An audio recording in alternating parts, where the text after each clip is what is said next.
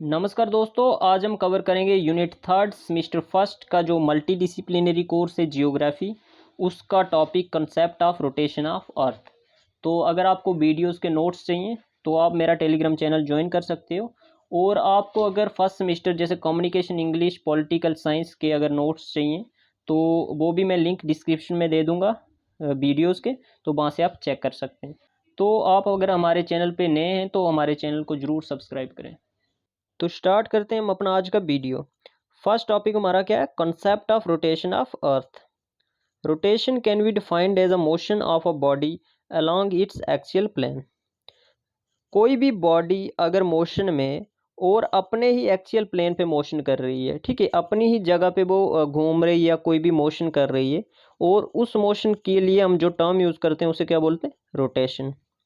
All celestial bodies existing in the universe have acquired some kind of motion ever since they have been created.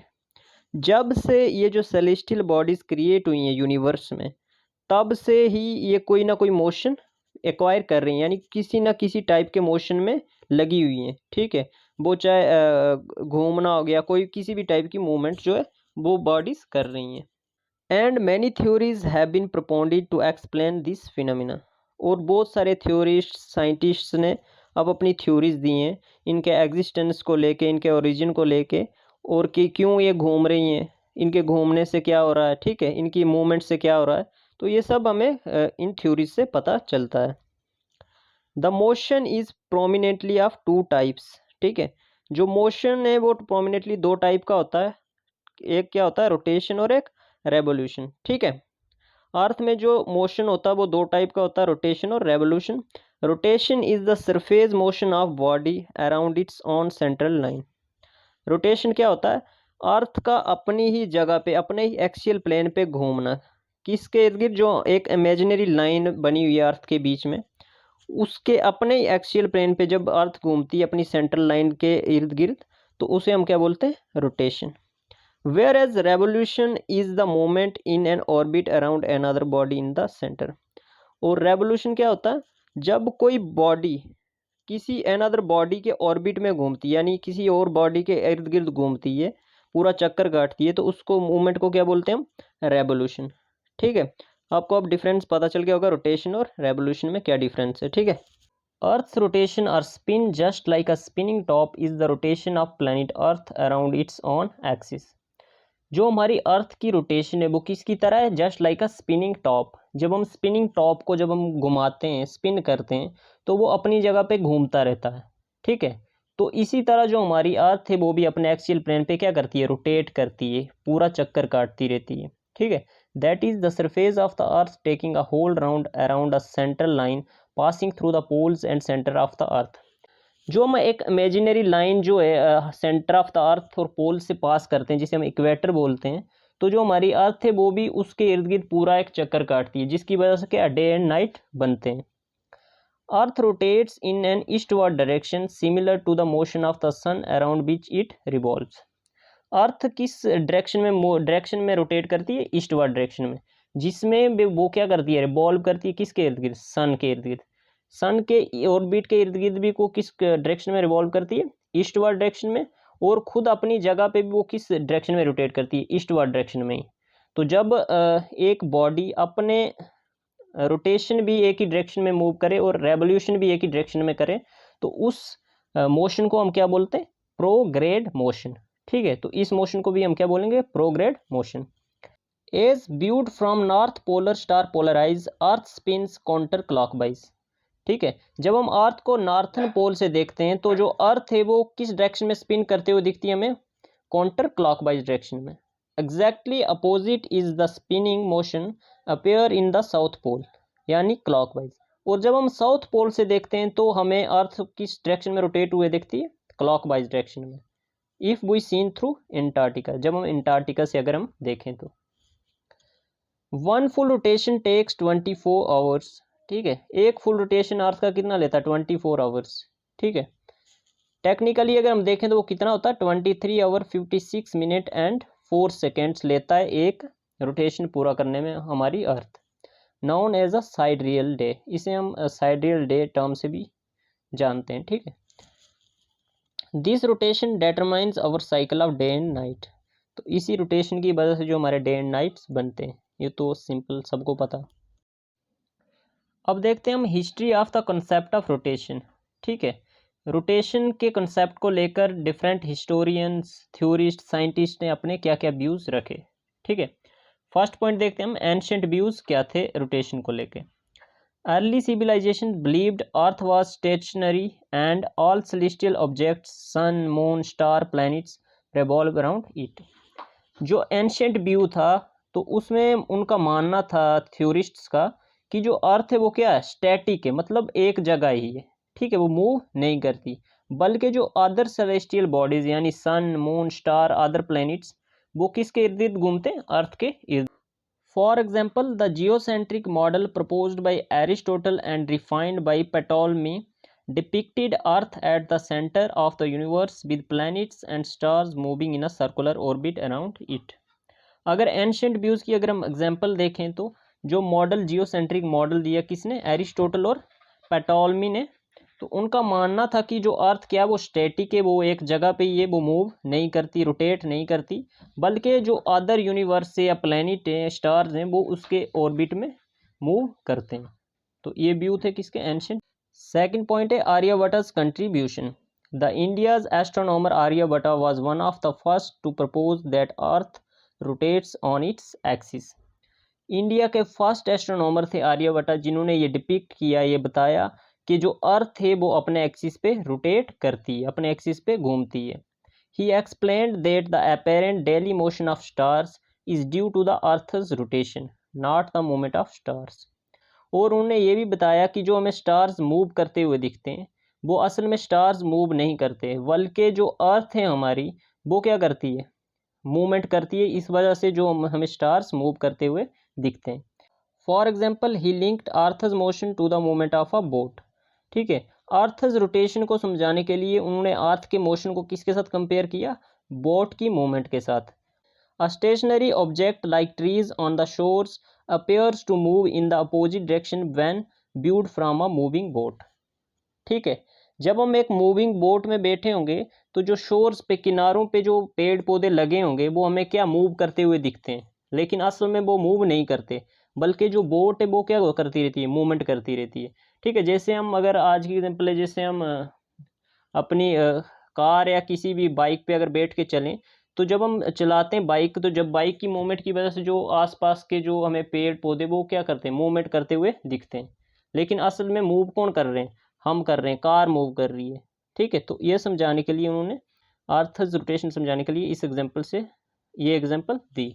This revolutionary idea challenge the belief that earth was static. और इनका जो ये revolutionary idea था, इसने challenge किया किसको, जो theorist या साइंटिस्ट बोल रहे थे कि अर्थ क्या स्टैटिक है, मतलब वो मूव नहीं करती। थर्ड पॉइंट है medieval and renaissance advances. In Europe scholars began questioning the geocentric model during the middle ages. ठीक है, यूरोप में स्कॉलर स्टार्ट हो गए क्रिटिसाइज करना किसको, जियोसेंट्रिक मॉडल को, जो कि किसने दिया था, एरिस्टोटल और पेटोलमी ने। ठीक है, निकोल ओरिसम 14th सेंचुरी के एस्ट्रोनॉमर थे, जिन्होंने डिस्कस की द पॉसिबिलिटी ऑफ अर्थ's रोटेशन।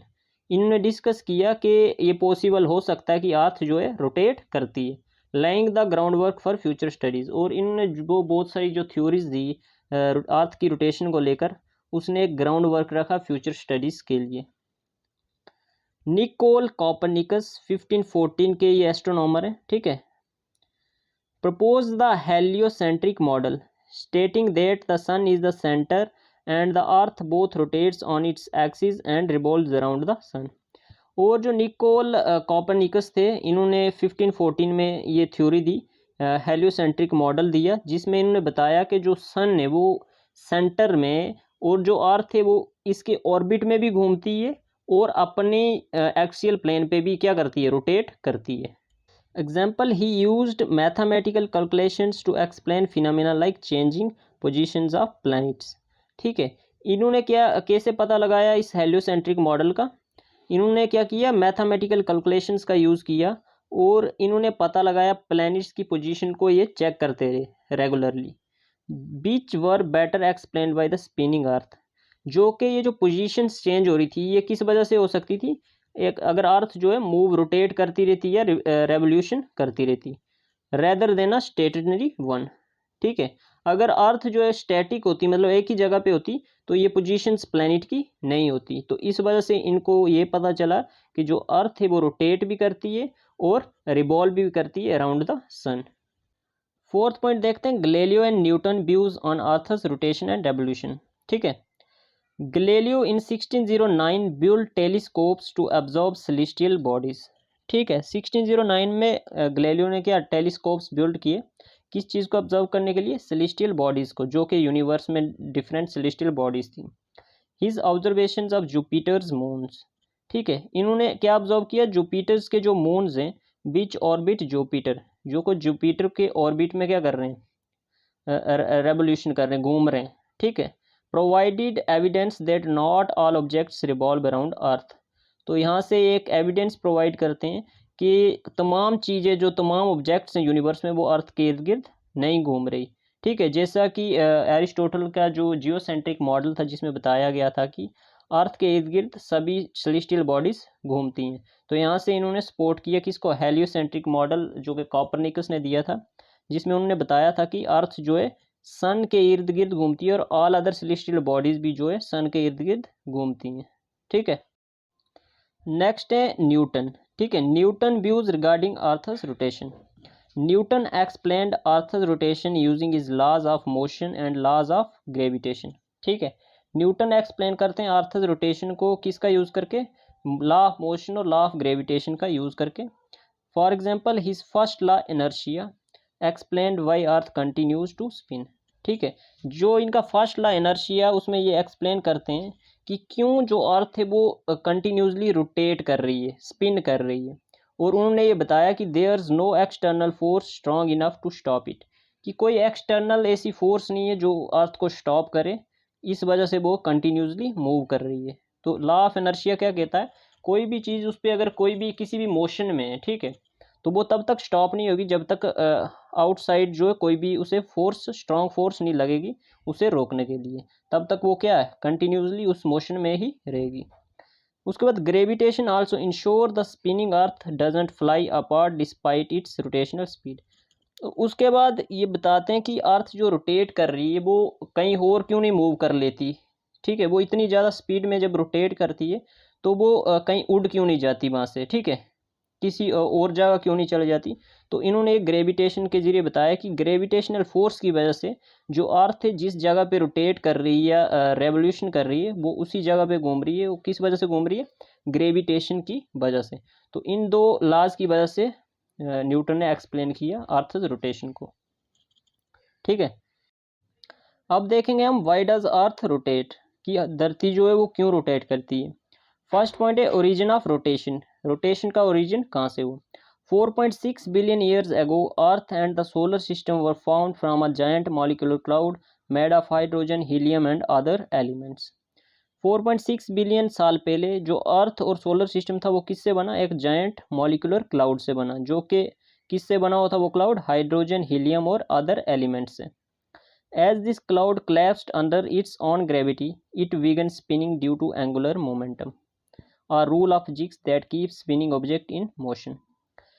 तो जब ये क्लाउड जो है कोलैप्स हुआ तो जो इसके पार्टिकल्स थे वो क्या होना स्टार्ट हो गए, स्पिन होना स्टार्ट हो गए, रोटेट होना स्टार्ट हो गए एंगुलर मोमेंटम में। और जैसे मैंने आपको अभी ऊपर पढ़ाया कि जो लॉ ऑफ इनर्शिया पढ़ाया कि जब तक किसी जो मूवमेंट में कोई चीज़ तो उसको अगर एक्सटर्नल फोर्स नहीं लगेगी जब तक तो वो रुकती नहीं है। तो इस वजह से जो है ये जो पार्टिकल्स थे ये क्या होने लगे, कंटिन्यूसली रोटेट करते रहे हमारे यूनिवर्स में। सेकंड पॉइंट है inherited spin, the spinning of this cloud transfer to earth as it formed.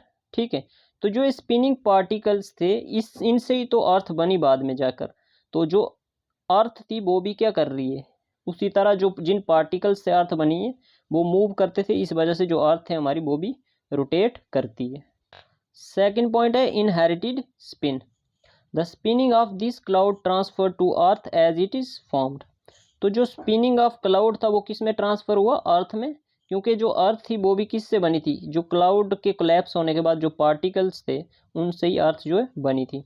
The combined momentum of particles coming together create earth's rotation.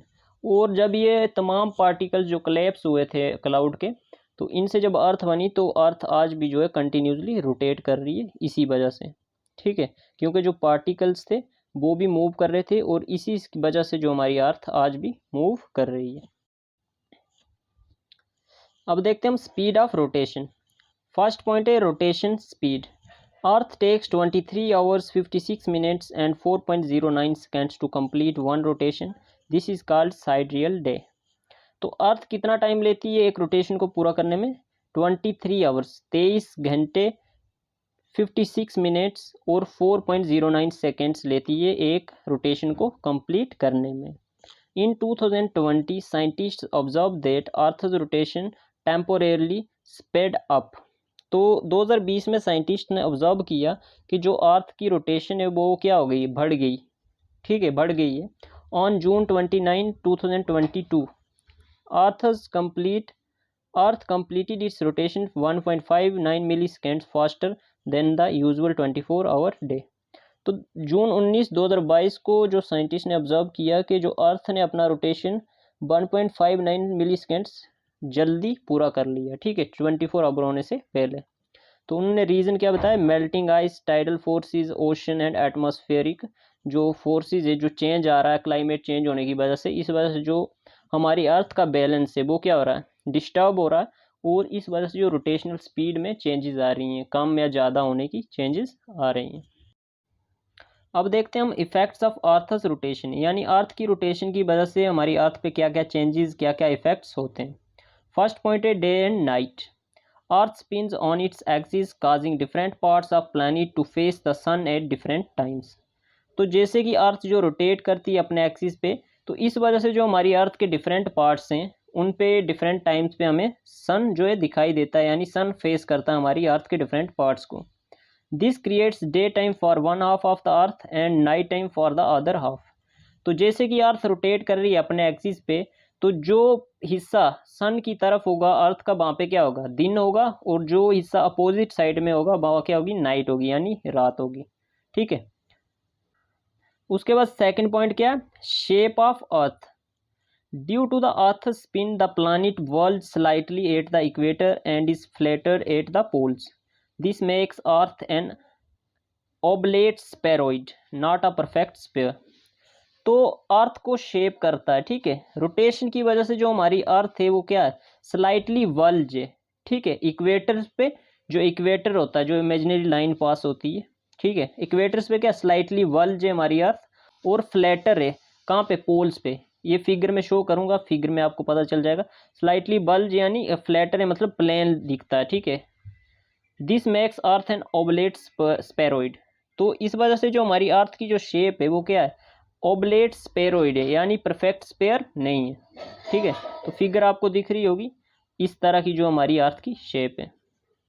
Third point आप देखते हैं हम क्या है, Coriolis effect. Earth's rotation causes moving air and water to be deflected, यानी curved. जो earth की rotation है इस वजह से जो हमारी मूवमेंट है किसकी, एयर और वाटर की, वो क्या होती है, डिफ्लेक्ट होती है, कर्व होती है, मतलब सीधी जा रही होगी तो वो क्या हो जाएगी, कर्व हो जाएगी, उस डायरेक्शन से हट के दूसरी डायरेक्शन में जाने लगेगी। In the northern hemisphere this deflection is to be right. अगर नॉर्थन हेमिस्फीयर की बात करें तो रोटेशन की वजह से डिफ्लेक्शन किस तरफ होती है, राइट की तरफ, ठीक है। और साउथर्न हेमिस्फीयर में किस तरफ होती है डिफ्लेक्शन, लेफ्ट की तरफ, ठीक। जैसे देखो आपको फिगर में दिख रहा होगा, तो जो ये नॉर्थन हेमिस्फीयर में जैसे यहाँ से जो एयर या वाटर जा रहा है वो किस तरफ डिफ्लेक्ट हो रहा है, इस तरफ हो रहा है, जो यहाँ से आ रहा है वो इस तरफ डिफ्लेक्ट हो रहा है, जो इधर से जा रहा है जो डिफ्लेक्ट हो रहा है। तो ये किसकी वजह से हो रहा है, जब अर्थ क्या है, ये रोटेट कर रही है, ठीक है, क्या कर रही है, रोटेट होने की वजह से, रोटेशन होने की वजह से ये जो है डिफ्लेक्शन आ रही है किसमें, एयर और वाटर में। तो ये फिगर है कॉरियोलस फोर्स की। फोर्थ पॉइंट है time zones. Earth's rotation lead to different parts of the world experience sunrise and sunset at different times। जो अर्थ की रोटेशन है उस वजह से जो डिफरेंट पार्ट्स हैं वर्ल्ड के वो एक्सपीरियंस करते हैं सनराइज और सनसेट अलग अलग टाइम पे, ठीक है। जैसे अभी अगर इंडिया में सनसेट हो रहा है तो किसी और कंट्री में वो इस टाइम नहीं हो रहा होगा, वो किस वजह से होता है, अर्थ की रोटेशन की वजह से। This is divided into time zones. तो इस वजह से जो हमारे वर्ल्ड के जो पार्ट्स हैं उन्हें डिफरेंट टाइम जोन्स में डिवाइड किया गया है। फिफ्थ पॉइंट है weather and climate patterns. Earth's rotation affects how winds and ocean currents move, helping create different weather pattern.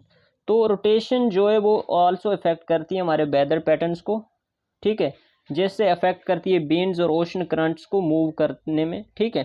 तो different different weather patterns create करती है, ठीक है, हमारी अर्थ की रोटेशन। फिफ्थ वन है tides. The rotation of earth along with the gravitational pull of the moon and sun causes the rise and fall of the ocean water. ठीक है, जो ओशंस में टाइड्स आती हैं, लहरें आती हैं, ठीक है, जैसे पानी ऊपर उठता है गिरता है, जो टाइड्स होती हैं वो किस वजह से होती हैं, अर्थ की रोटेशन की वजह से भी होती हैं, और जो ग्रेविटेशनल पुल होता है किसका, मून और सन का। जैसे जब जो हमारी अर्थ है वो ईस्टवर्ड डायरेक्शन में मूव कर रही है, तो जो ग्रेविटेशनल पुल होगा किसका, मून और सन का, तो वो क्या करता है, अफेक्ट करता है हमारी अर्थ पे, इस वजह से जो है टाइड्स क्रिएट होती हैं, लहरें क्रिएट होती हैं। तो आज की वीडियो में इतना ही। अगर वीडियो आपको अच्छा लगा हो तो लाइक कमेंट शेयर सब्सक्राइब जरूर करना, और कमेंट जरूर किया करो, और अपने जो व्यूज़ है वो बताया करो कि आपको वीडियो कैसे लगा, नेक्स्ट वीडियो आपको किस पे चाहिए, तो हमें अच्छा लगता है। तो मिलते हैं हम अब नेक्स्ट वीडियो में। Thank you for watching.